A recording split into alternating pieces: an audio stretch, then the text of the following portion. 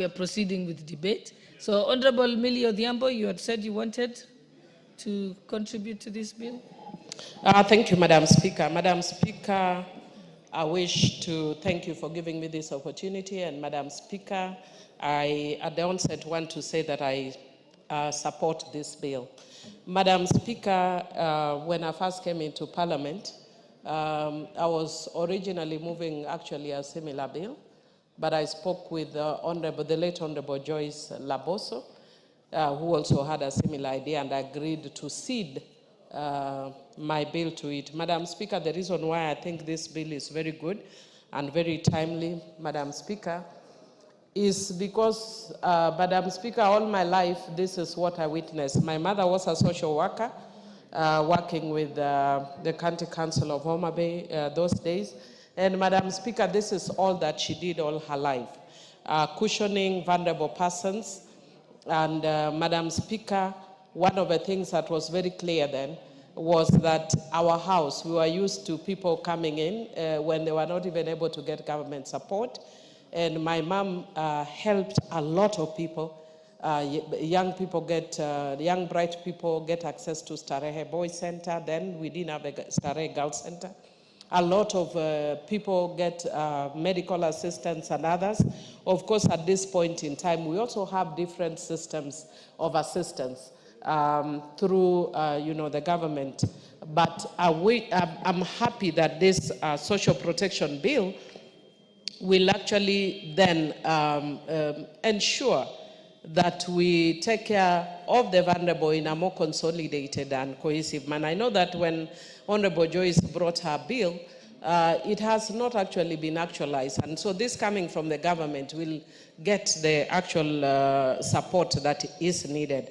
I know Honorable Masara has brought in a similar bill, and I wish the government side had actually spoken to Honorable Masara before, because sometimes it's discouraging for a member of parliament to put in so much effort, and then midway you are told, no, now the government has brought one. Of course, it's much better when it's supported by the government, and especially when it's a member who is having a second or so term. Me, I've been here a long time. I've ceded a few of my bills to the government. Even more recently, Obedwanle told me that they are taking over one of my bills, which I'm okay with, but so long as you make sure you don't lose the core concerns and interests that the member had in that bill. So I think it is in good order and out of courtesy that you should also talk to a member when the government wants to take over a bill that a member is doing,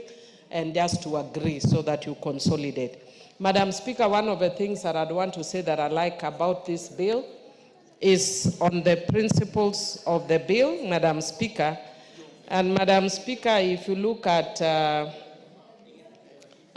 clause 5, clause 5 says the implementation of this act shall be guided by the following principles: equity, social justice, inclusiveness, non-discrimination, and participatory governance.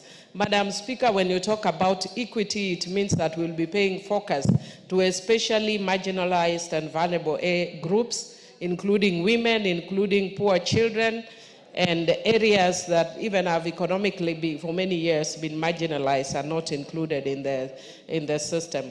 And Madam Speaker, when you talk about non-discrimination, again, it's the same concept that brings in all those areas that have been left out. Madam Speaker, I'm also happy that the other principle that is raised in the bill is promotion of a rights-based approach to the delivery of social protection interventions. And Madam Speaker, when you are talking about a rights-based approach, Madam Speaker, it is an approach that ensures that there is participation by the public, and that and there's a component of accountability, and where people are not happy, that there is a process of an appeal system where you can actually raise concerns where the process is not done well. Madam Speaker, it also talks about adequacy, accessibility, and sustainability of social protection interventions. And Madam Speaker, when we are talking about accessibility, one of the things I'm hoping that this bill will do will to take into account the geographical variations in this country. For instance, if you are talking about, Madam Speaker, even as I'm speaking, I've gotten distracted by Honorable Clive, Madam Speaker. And I just want, Madam Speaker, I don't know if I have your attention. Madam Speaker? Yes, Madam Speaker, Honorable Clive, who has since been started calling himself Honorable Matiang'i. Is he properly dressed? He's wearing sneakers in the house. I know he's really supporting Honorable Matiang'i, but he's wearing sneakers in the house. Is that proper dressing for a member, Madam Speaker? Maybe you can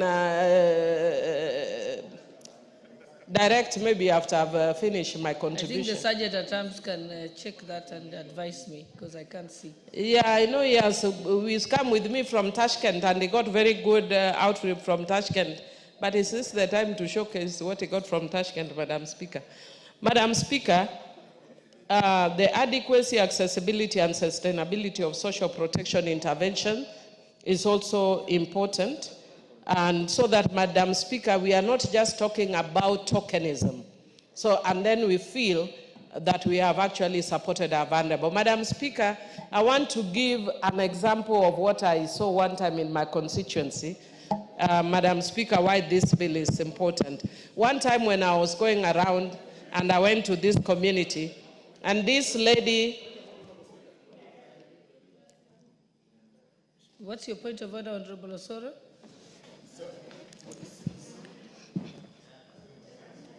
Sorry, Honorable Speaker, it's not my wish to interrupt my learned senior Honorable Millie, and it's really unrelated to what she was, to her submission.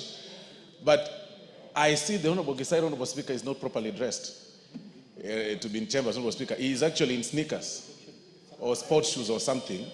Honorable Osoro, I already ruled on that. I've asked that the Sergeant at Arms looks at it, checks if he's properly dressed, but and advises me, still seated, because he's not within my eye view.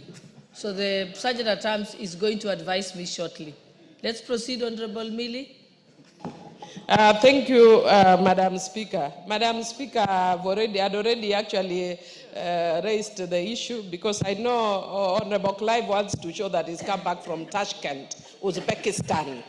I was with him, so I know he has really got some really nice outfits, and he said that he would be using them maybe to to welcome Matiang'i, but the welcome is done.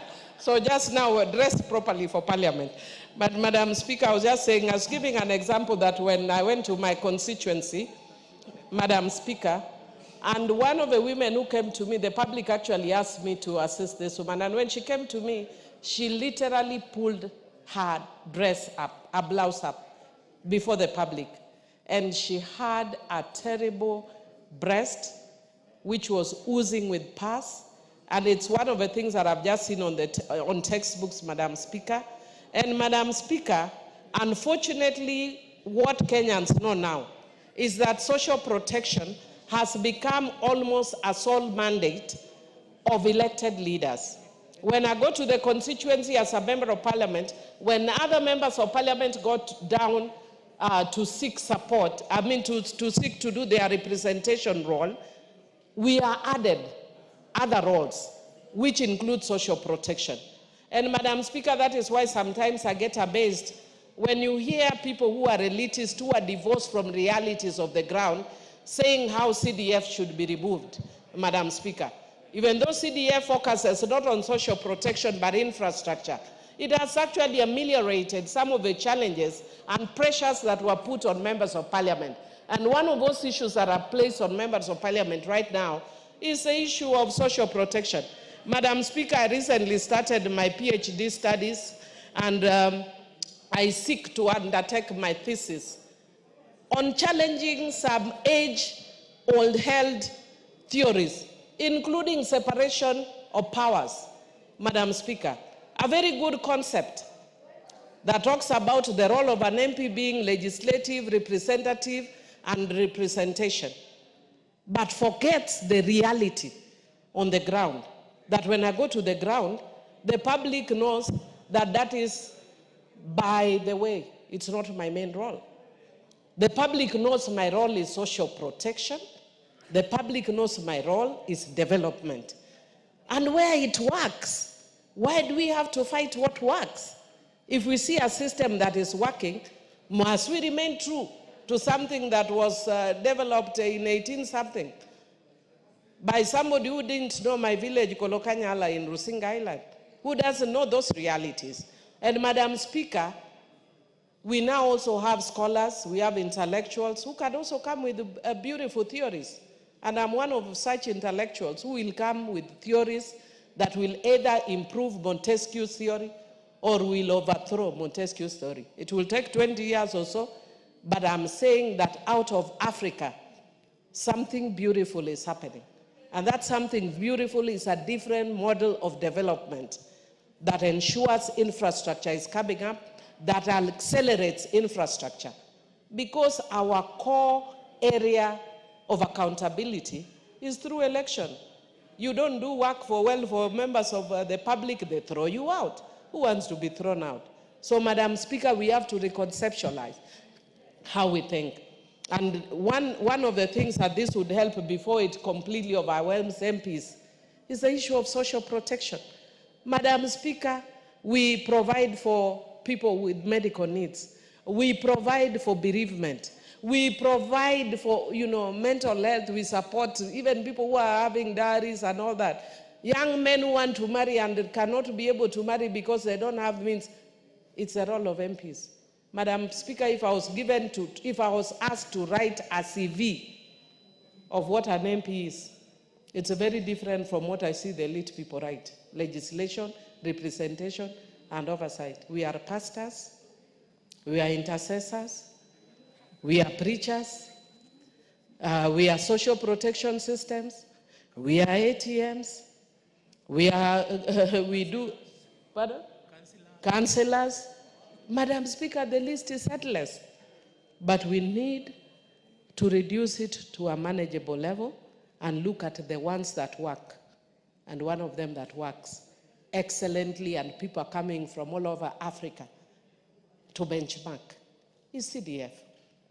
And that is why, in order to shield us, let us make sure that the government at least takes the social protection to protect our vulnerable women, to protect our vulnerable children, to protect persons with disability, and other marginalized and minority communities in the society. With those few remarks, Madam Speaker, I support. Thank you. The Honorable Member for Suba West, Honorable Masara. Suna West, yes, Honorable Masara.